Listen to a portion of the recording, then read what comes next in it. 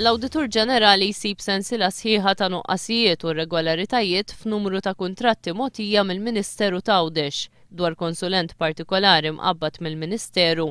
L-Awditur Ġenerali sab li saru ħlasijiet żejda mingħajr ġustifikazzjoni.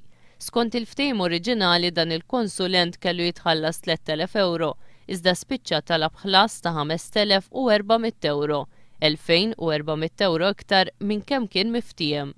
L-Awditur sab li l-Ministeru Tgħawdex ma talab ebda ġustifikazzjoni għal dan il-ħlas żejjed waqt li ma kienx hemm approvazzjoni tal-Ministeru tal-Finanzi.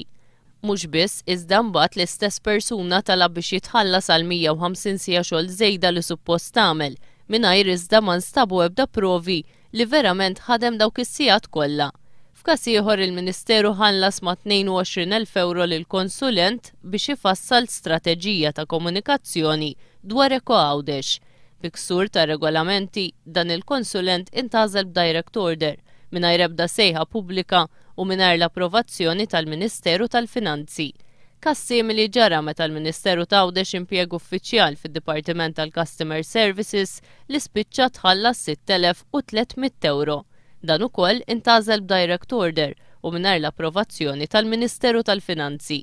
Każ ieħor trattat mill-Awditur kien ftehim li l-Ministeru Tgħawdex suppost tagħmel dwar iż-żamma u l-irranġar ta' 4 roundabouts. Ma kienu ppreżentati l-ebda dokumenti li jġustifikaw il-ħlas ta' 4,400 euro fix-xahar fuq dan il-kuntratt u ħadd ma kien jaf jgħid kif kienet stabbilita din ir-rata.